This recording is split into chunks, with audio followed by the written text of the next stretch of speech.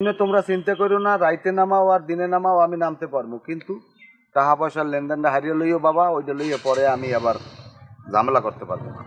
এলি আমি টেনশন করা লাগবে না, আমরা যাই। আচ্ছা যাও।